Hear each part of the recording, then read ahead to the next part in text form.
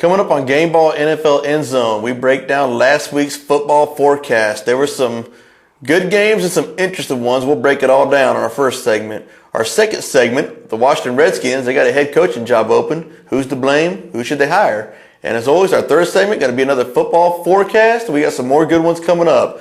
Next on Gameball NFL Endzone.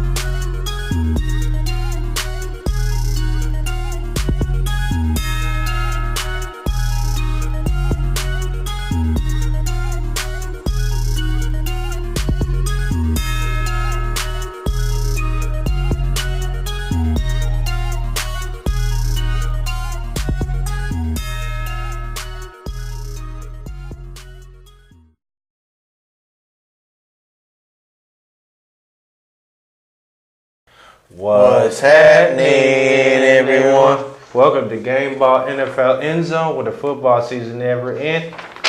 It's your boy, Michael Riley. And I'm Luke Hartnett.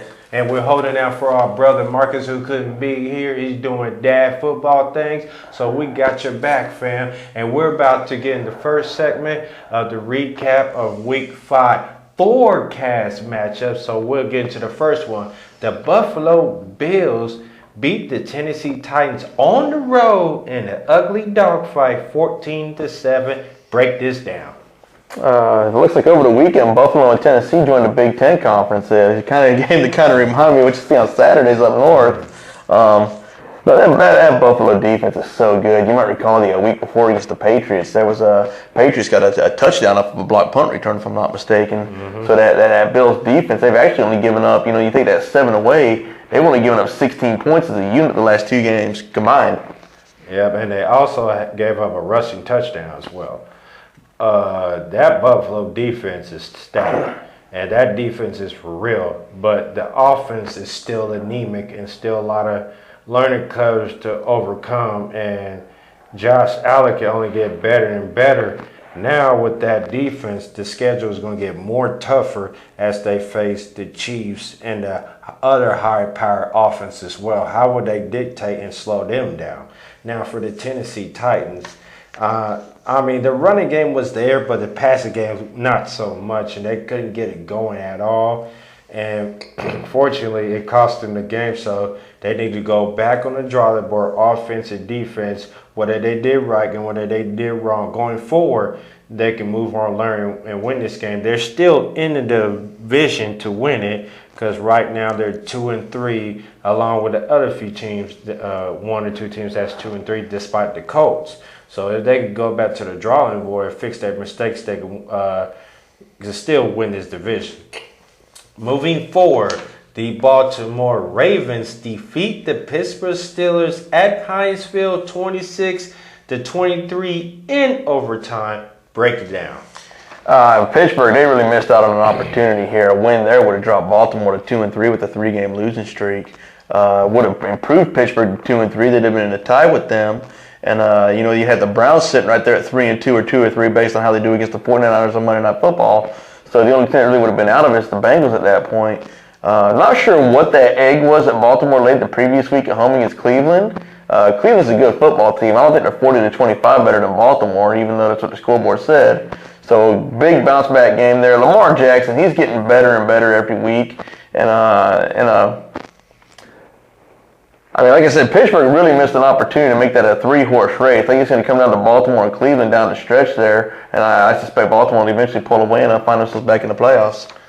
It was a dogfight. In this game, it doesn't matter where the record is. It's going to be a dogfight. Now, the last decade or so, it's always been a close game. Due to back to the AFC Championship game where they played again, and Troy Polamalu got a pick 6 to seal the game. So it's no stranger to the Pittsburgh and Baltimore game. They are rivals, and it's always a close game. but Baltimore did a little bit better job than Pittsburgh to win that game. Juju Smith-Schuster had a big first down play. If he would have held that ball like this instead of hold one hand, instead of getting punched out and cause the fumble, they was in field goal range to win the game. Yeah, Mason Rudolph, he would lead the game in the second half with a concussion there. So Pittsburgh, they finished the game with a third-string quarterback who was an undrafted rookie at that as well. So Baltimore clear with the edge at the quarterback position in that one.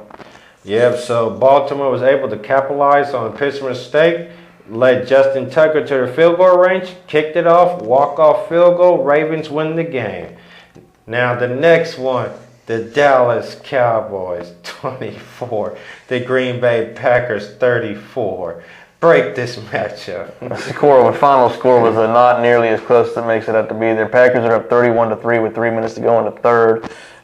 Props to the Cowboys. They actually did have a chance to. I believe they were kicking a field goal that would have made it a 7-point game with a presumed onside kick to recover. They missed the kick. They lose by 10, but I think it was more of a case of Green Bay just taking their foot off the gas there. I mean, human nature, once you're up 31-3, particularly in the NFL, I mean, for the most part, both sides kind of know that it's the writing's on the wall there. We've seen some pretty sensational comebacks from definitely similar to that, but the thing about the Cowboys is they start the season 3-0. Never mind the competition; it was lackluster competition, but they're all playing NFL teams. They're all 32 teams in the NFL. You're playing a different pro team every Sunday. I respect them, but they get up to a 3-0 start, and everyone seems to forget that Jason Garrett's the head coach. And as long as Jason Garrett's the head coach, the Dallas Cowboys, they had a great year last year. They had a very above average. I don't want to call it a great year, very above average year last year though. Won the NFC East, beat Seattle at home in the wild card, went to the LA Rams, lost 30-15. As long as Jason Garrett's the head coach, that is your absolute ultimate ceiling. They're not going to get any better than that. Well, I'll take that step further. As long as Jerry Jones continues to control the team instead of being the owners just sit back, they will never have success. I told you, Dallas Cowboys fans, I told you for the millionth time. Once you start getting a little taste of success, then you start to fall down. That's why I call you bad luck in the making. How about them Cowboys? Cowboys do get some favors on the schedule coming up. They're at the New York Jets this upcoming week. I believe they have a home game against the Eagles. They have a bye week after that, and then they have another road game at the Meadowlands again to play the Giants for the second time this year. So that's possibly, they get the Eagles at home, possibly they swept a year ago. That'll put them back at that'll put them to 6-2, and once again they'll be America's team, and they're going to win the Super Bowl because they'll be 6-2 and America's team, and everyone will forget Jason Garrett's still the head coach. This is why I love watching the Dallas Cowboys. They are a bunch of teams. Now, if they struggle with the Jets next week, there's going to be cause for concern at that point because even if they pull out a win, I know it's not college football. There's not style points in the NFL. All you got to do is win by one, but there could be bigger problems beneath the surface that we're aware of. I think the shocker of the weekend, going on to our final game here, the Indianapolis Colts, 11-point underdogs. Kansas City had to kick a field goal with about a minute to go to score more than 11 points for the game. They would lose 19-13, and the Colts just dominated the ball. They ran the ball over 40 times. I think they had two backs get over or close to 100 yards, and there's a definite blueprint laid out to beat the Chiefs, at least on the offensive side of the ball. Well, the blueprint was already laid out last year when the Patriots played them twice. In the first half, they held them to 9 points. And the first half in the AFC Championship game, they held them to 0. So that was the blueprint there. Now defenses are starting to catch up to where they can stop and slow down the Chiefs' offense. Now, this is the low-scoring Chiefs' offense we had ever seen held about a year and a half. The Colts did what they did. They played smash-mouth, big boy, bully football, run the ball effectively, take time off the clock, and play good defense. They wasn't scared. They got pressure against Patrick Mahomes, and it was in his face, and they caused 3 and outs and forced a turnover as well. The Colts had excellent game plan. They executed. Now for the Chiefs offensively, they got to go back to the drawing board. They have to learn how to run the ball instead of rely on Patrick Mahomes, because he did get injured by his own teammate, but still, you do not want him throwing the ball as much as he needed to. You want to keep him fresh and keep him healthy. Now, the Chiefs' defense, I've been hard on them, and you see why I'm still hard on them, because they're getting up all this yards, and I just don't see Steve Spagnuolo as the defensive coordinator for his team. In my opinion, he's garbage, and his days as a defensive coordinator was not what it used to be back in the day when they beat the Patriots twice in the Super Bowl. It's just not it anymore. So they need a fresh start at defense and move forward from Steve Spagnuolo. I thought the defense, they did not play well, but that aside, they only gave up 1 touchdown, and if a Kansas City defense can only allow 19 points, the Chiefs should be winning those games by 2 touchdowns or more. So the defense, room for improvement. You make a lot of great points there, but all things being equal, you only give up 19, you should win that one. Coming up in our second segment, the Washington Redskins. Get your name in the hiring list there. They need a new head coach. Jay Gruden's out. When we come back from break, we're going to talk about who's to blame and who should they hire. Coming up on Gameball NFL Endzone.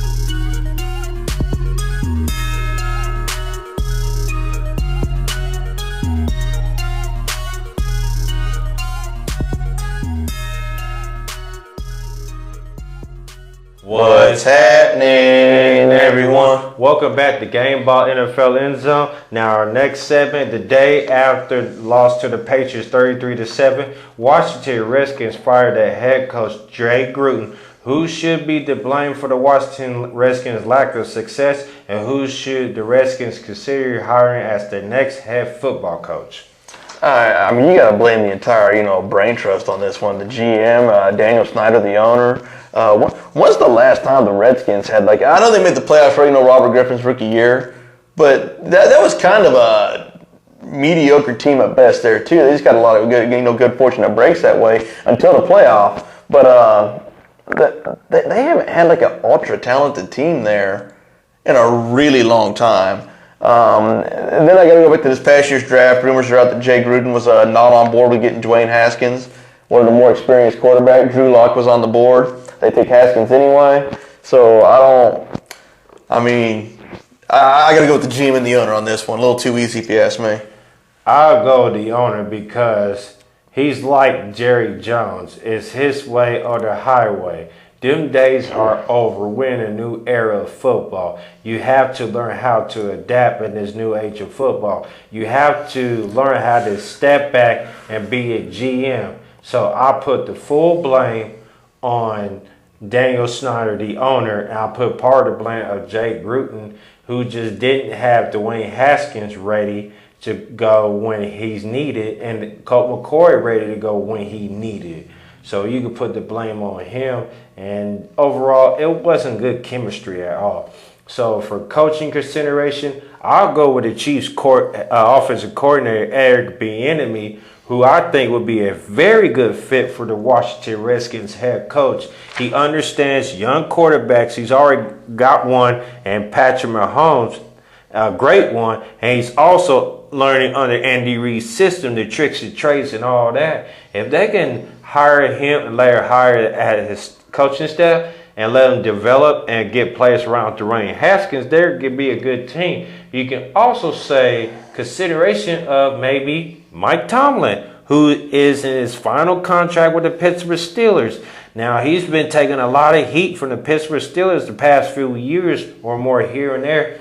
Also not getting back to the Super Bowl, which I think is nonsense. So if they really want to get back to winning, those two coaches I consider, you either hire Eric Bieniemy or Mike Tomlin as the head coach, also make him as the GM like John Gruden and Bill Belichick. I heard those two names mentioned in the article I was reading via the Score, the mobile app that I have there. The third name that came up in that same article was Todd Bowles, former New York Jets head coach. And as we mentioned, on our first segment there, Jason Garrett, he's in the last year of his contract there. I don't think they're going to bring him back. Now, I'm not saying he's a candidate for the job there. They have a really good defensive coordinator, Chris Richard. If he's not the next Cowboy head coach, I think the Redskins got to make him an offer. Oh, yes. I think they should. Bashard is a hell of a coach. He's a head coach waiting to happen somewhere. We don't know where, but he's going to be a head coach soon. And those are the top three candidates, good candidates that Redskins could consider hired if Daniel Snyder will sit back and be the owner. That will do it for our second segment. Third segment, forecast, week 6 matchups and predictions. So don't go anywhere. Stick around. Gameball NFL Endzone coming right back at you.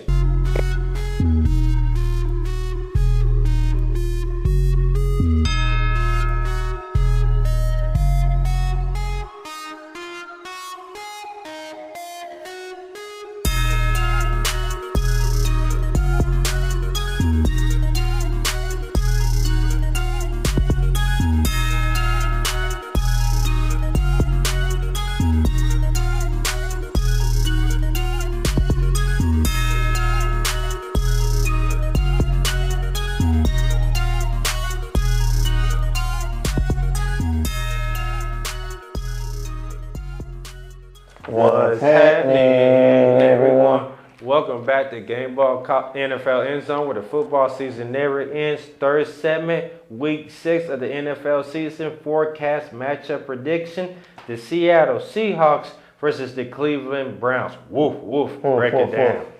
All right. The only thing I really don't like about Seattle, and there's two things that are going against Seattle in this one for me. It's a road game, and it's a 10 a.m. Pacific time start. Now, I still like the Seahawks in this one because I think they have better coaching, better roster. I think Russell Wilson is Russell Wilson. He's a legit MVP candidate. Yes. Yes, I mean, when you have one of those dudes at quarterback, you can play with anybody. Number one. Number two, the Cleveland Browns, while they are playing a home game, they're playing Monday Night Football in San Francisco. Tuesday's going to pretty much be a wash for us. They're going to have Wednesday, Thursday, Friday, Saturday to prep. Seattle, they haven't played since the Thursday night game against the Rams, and that was a spectacular game from start to finish. And a 10-day rest, which is their advantage. 10-day rest versus 6-day rest. I like Pete Carroll in the coaching position right there. The defense is they got a ways to go, but they're making some plays. You can tell they're certainly trying. And again, Russell Wilson always gives you a chance to win. So the Browns are going to definitely have their work cut out for them. Moving on, the Houston Texans are going to be playing at the Kansas City Chiefs. They're coming to Arrowhead, featuring the number 10 overall pick of the 2017 draft, Pat Mahomes, the reigning MVP, and the number 12 pick of that draft, Deshaun Watson in Houston. I'm looking forward to this matchup. Two very good, talented quarterbacks. And last week against the Indianapolis Colts, the Chiefs' offense got smacked in the mouth and shut down. So it's up to them to bounce back. How will they bounce back? I think this is going to be a high-scoring game, battle of the quarterbacks. It's going to come down to which team defense shows up. If team defense shows up and the offense has the ball last, we'll win this game. And both the Kansas City Chiefs, offense and defense, they got to stop with the penalties. That's where it hurt them against the Colts. They had too many mistakes, too many turnovers offensively, and penalties, offense and defense, killed them. If they can eliminate those penalties, they can win this game at home, and the defense has to play better than what they did. If the defense continues to struggle, they could lose back-to-back games at home. This game is really big. I'm going to go out on a limb here and say the winner of this game. I think the New England Patriots are going to have the number one home field advantage. I think the winner of this game is going to finish second in the AFC this year, get that coveted first round bye.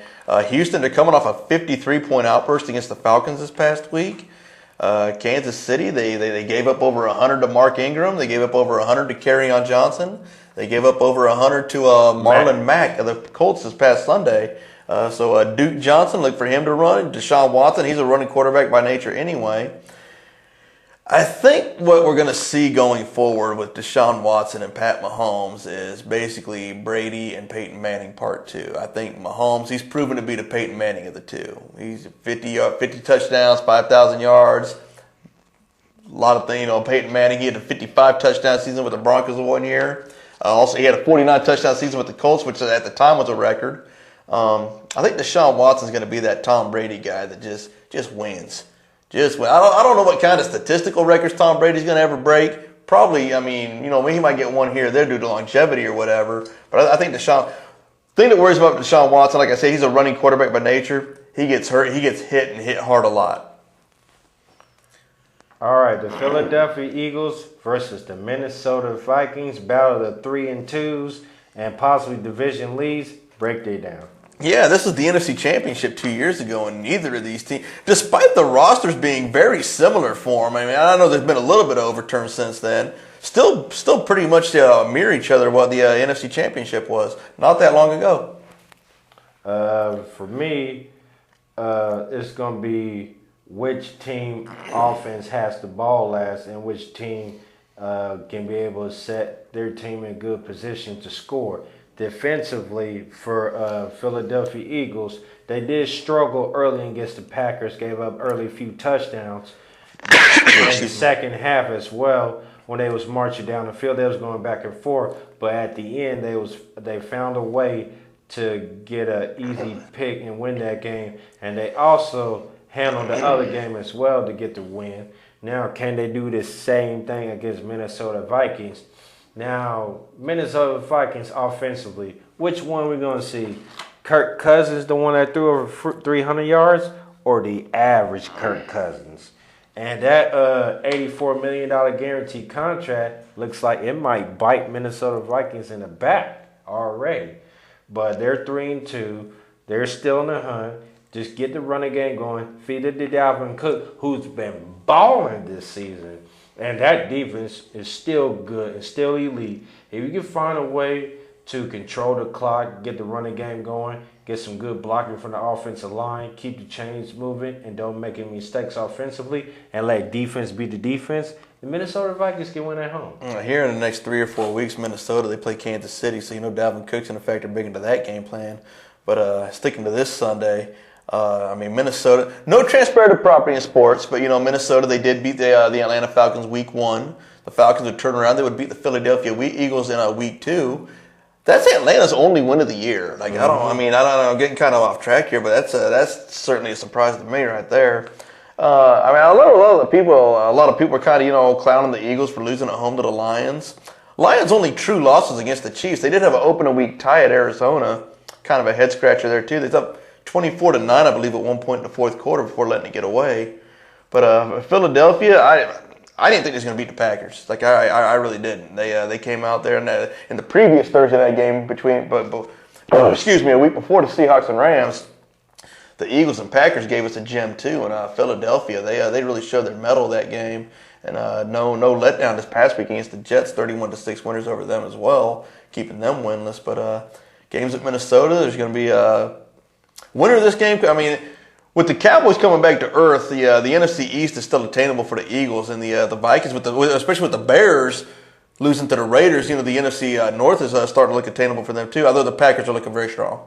Yep. All right, the San Francisco 49ers versus the Los Angeles Rams, battle of the NFC West. The 49ers, they had a week to get ready for their Monday night game against the Browns, so they have potential to be 4-0 going into this one. It's at the Coliseum. The LA Rams, they gave up 55 and lost to the Buccaneers at home. Then they only had 3 days to prep for a road show to Seattle where, I'll tell you what, I thought when they got in the field goal range, I thought for the life of me, Zierlein was going to bury it for him. Greg Zierlein is so good, such a good kicker. He's got 60-yard field goals on the resume. Went to Division II Missouri Western out of St. Joe, the Griffins of the MIAA. So maybe we could score a podcast up there for the Gameball College kickoff episode. But the Rams, they in addition to losing 3 in a row, which would be devastating enough, it would. The 49ers would just. They did have a 3-game lead on them. Now for the Rams, They really got to go back to the drawing board because they've really been exposed the last 2 games and the last 2 losses. And we're starting to find out who they are. And are they really frauds? Are they pretenders? We don't know. So they have to go back to reality and go back to the drawing board, offense and defense. They ain't have the same talent like they did last season. And so if they can find a way to do that and get some scores offensively and get some stops on defense, they can win at home. Now, San Francisco, who is beating Cleveland Browns right now, look like they can win that game, but they need to continue what they're doing, run the ball effectively, control the clock, make some key first downs and all that, still get Jimmy Garoppolo going to that offense. He's still coming off that ACL tear, so you just don't want to put too much on him at this moment. But defensively, the 49ers is playing some good ball right now. So if they continue to do that, they'll win this game. All right, going on to the picks. Seahawks and Browns. Who you liking this one? Seattle Seahawks all the way. No wolf Cleveland Browns. Is the Seahawks storming down and biting and eating up that Cleveland Brown dog and get the win on the road. So I'm going to say Seattle gets it done. Score 31-17. Seattle, they are the better team. I like them to win too. They just have you look at that Week 1 game against the Bengals. They won 21-20, and the Bengals have yet to win a game yet this year. So they have a tendency to play down to the competition. Pittsburgh, they started the game with Ben Roethlisberger. That's the game he got hurt in. Actually, the only game they ever really like a really legit football team. Or I was trying to say they look legit in every game because Saints game where they gave up a couple of return touchdowns. But the point I'm trying to make is they just don't win big very often. So I'm going to go with the Seahawks. I think 30-24 in this one. Probably going to be a tie game or at least a one-score game for most of the fourth quarter. I just think Russell Wilson finds a way to make a play in the end there for him. Moving on, we got the Houston Texans and the Kansas City Chiefs. I've been fighting for this one. Sorry, Chiefs fans. I'm going to go with the Houston Texans. It's going to be a high-scoring game. I don't see the Chiefs' defense doing enough.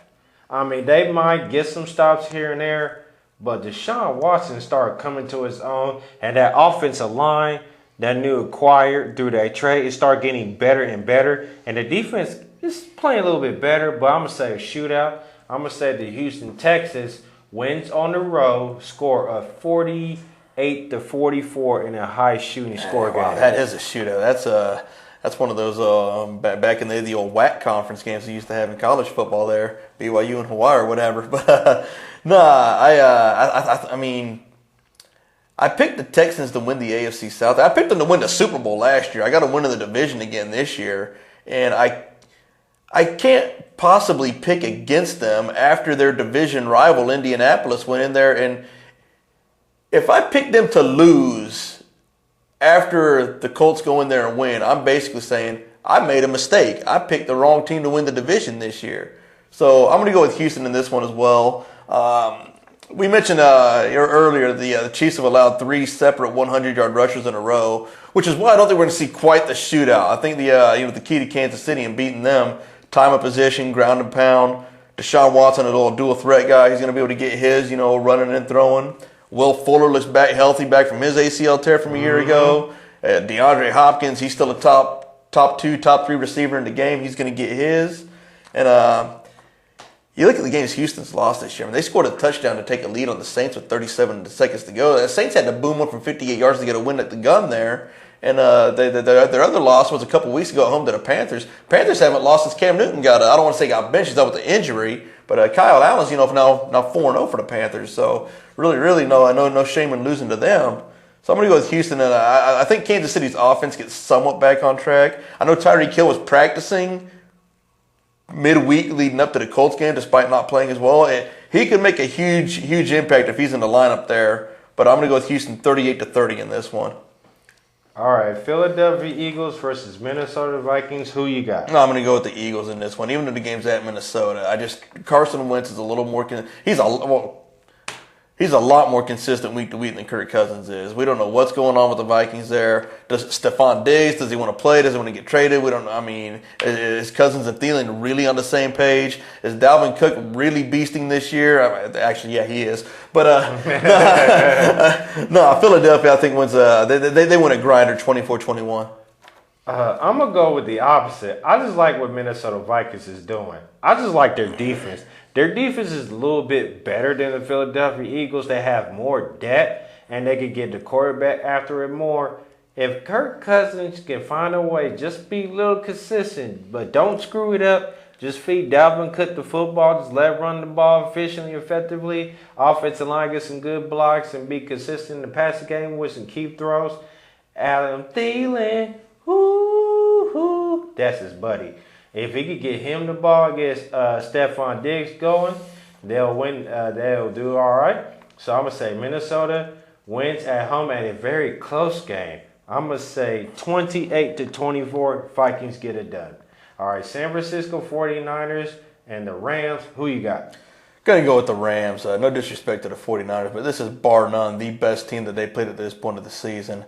Now, granted, you can only play the teams across from you. It's not college where you got some athletic director making some non-conference games for you, playing teams from South Dakota and whatever else, for automatic wins. But, I think the Rams realize what's at stake here. They for all intent and purposes, they had the Seahawks beat. I'm not going to say they were the better team, but they were kicking a 44-yard field goal to win the game as time expired. Just happened to miss.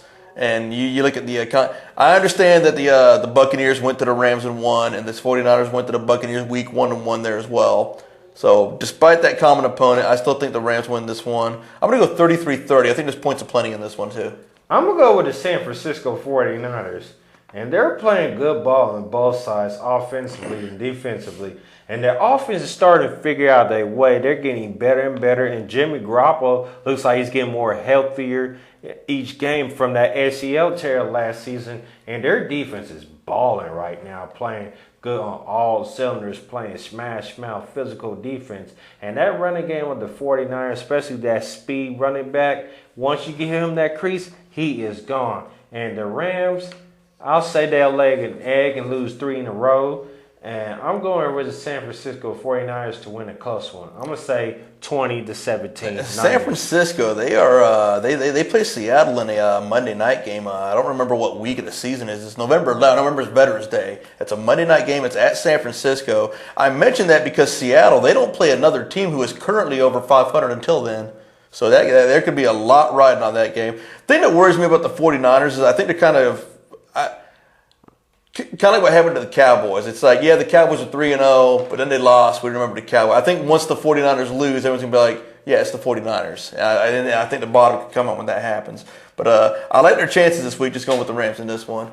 So that'll do it for Gameball NFL Endzone. Find me on social media, Facebook, Luke Hartnett. That's HARTNETT.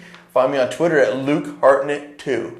Social media, Facebook, Instagram, Gmail, Twitter, YouTube, all on the right side of here. You can follow, and I'll be your left side as well. And get your gear on our clothing line website at gameballshop.ecwid.com. That is gameballshop.ecwid.com. Get your gear, fitness gear, hoodies, hats, towels, you name it, all the above. And we can't forget our other brother, Marcus, who cannot be with us doing daddy things. So follow our other brother, Marcus Young Genius Jenkins, Facebook, Twitter, Instagram, Snapchat, JovelNT, all in one word, plus the underscore. I'm Michael Riley. And I'm Luke Hartnett. This is Gameball NFL Endzone, where the football season never ends. Peace, we are out, and see you next time.